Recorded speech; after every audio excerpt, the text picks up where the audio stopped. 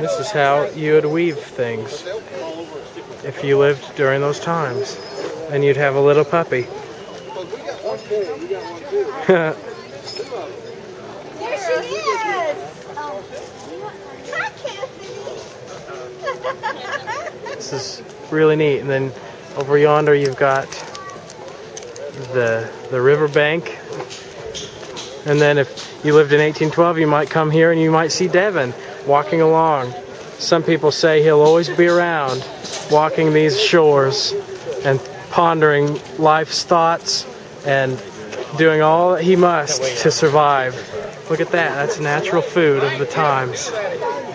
And these people will tell you all that you need to know of 1812. They'll trade furs and they'll trade goods and they'll look at this. This is forging.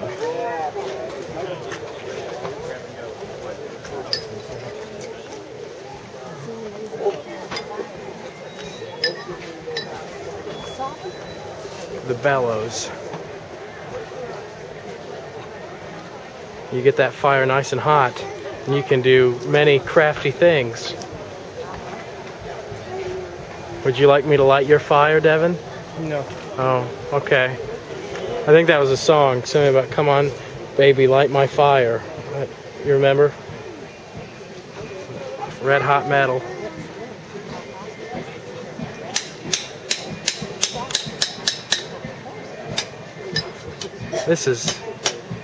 I'm enchanted with this whole process.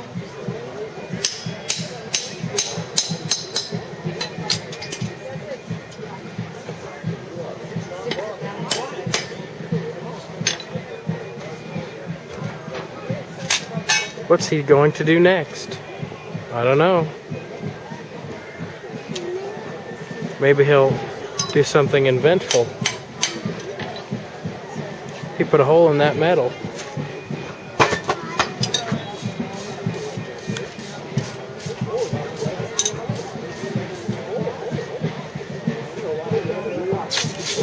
Oh my goodness. Watch your hand, duder. That will burn.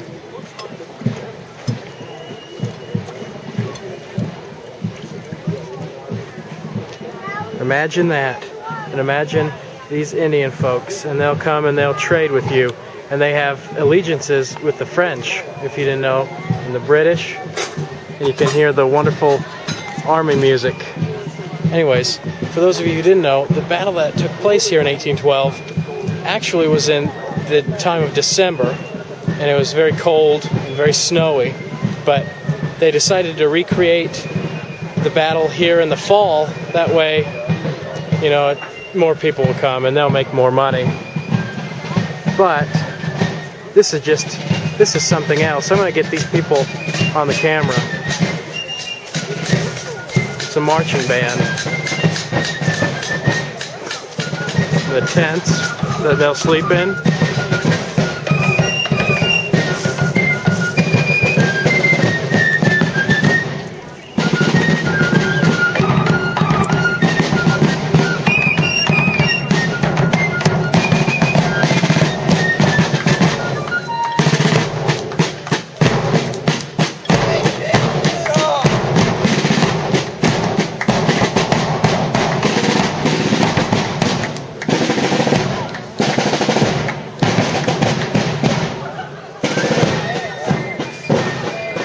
That was enchanting.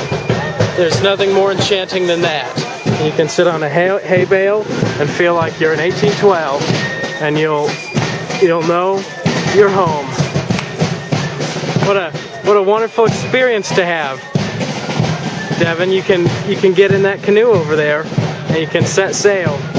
It can feel like you're in those times, and you can be a pirate if you want. It's your choice. Have it your way, just like Burger King. We've got the shavings and the old shoe, and this is how you would make an oar for your canoe here.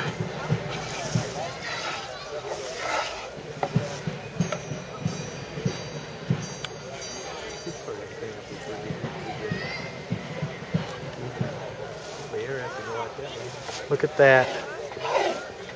You make your shavings on the oar and you sculpt it.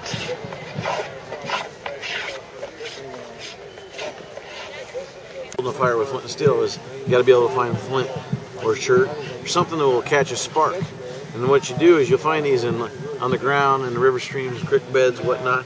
It's a matter of just taking the rock and breaking it open, because they don't always look like me. They may have some brown to them, may have some white, may have some gray, or even amber colors. And what you need to do when you're doing this is you need to find a sharp edge. I like this one right here. It has a really good sharp edge here. And what you do is make glancing blows like such, and you'll get sparks. And as you can see, they dissipate really quickly. So you need something to catch those sparks. And those sparks are just metal shavings that are shaved off here as you glance along the rock. So what we need to do is we need to get some material like such. This is some monk's cloth here, but the Voyagers used linen, they used cotton. Linen was more prevalent along the times there. And what they do is they take it and cut it up in small squares and put it into a char. You could also char wood. And what you do is you put it in there in a raw state. You toss it in a fire prior. You know, it's a little preparation it takes to build a fire. And what you do is you toss it in there and it'll start smoking out the top of here. And once it stops smoking, what you do is you're going to extinguish that smoke, or extinguish it by cutting the air off to it, flipping it over, whatnot, and then it'll become into a carbon state like your modern day charcoal that you use in your grill. Okay. So the next thing you need to do is prepare some stuff to catch a flame, because you caught your spark now you need something to catch the flame once it flames up. So we make some shavings, we got some kindling around here and some bigger pieces and stuff. Got some birch bark. Birch bark was real prevalent because obviously that's what they made their canoes out of and such. So they always carried their scraps, a couple scraps with them in their haversack or whatnot. They also made nests, and they used bird nests and wasp nests and paper nests and leaves and pine needles, something that would catch a flame really quick.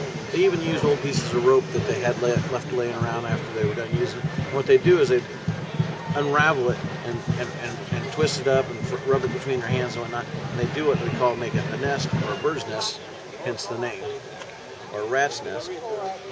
I just twist it around my finger and such like that. And you can see a little cocoon inside there like that.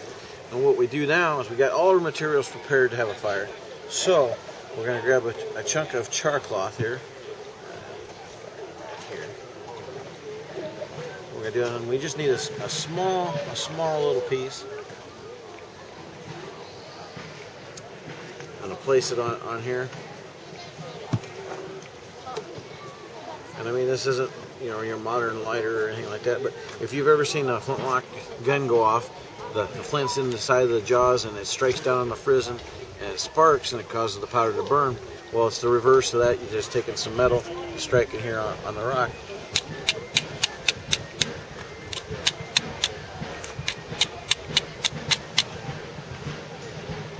You can see that ember going.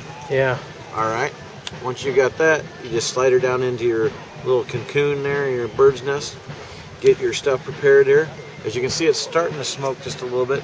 And what that needs is some more fuel, so it needs some air. Oh, that's neat. Wow. We have a flame. We take a little bit of shavings, shavings on top of there. We can even take a candle, because as you see, it's burning rather quickly. What you do is just stick your candle in there, get a nice flame on it. You can save flame, light a candle if you need be. But the fire was very important to a Voyager because of the mere fact that he paddled in and out of the water, and he was in and out of the water all day long. And he paddled from anywhere from, like, say, 3 o'clock in the morning until 9 o'clock at night. Wow.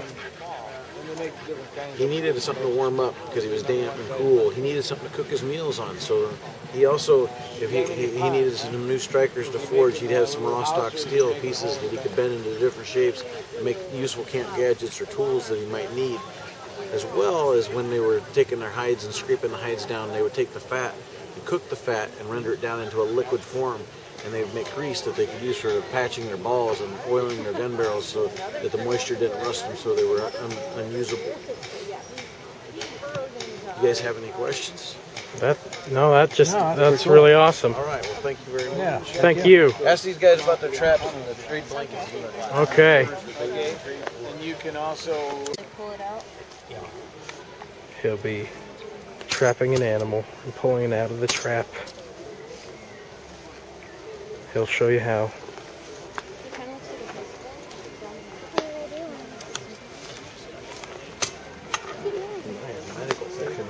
quick. Oh, you got it out. It's so cool.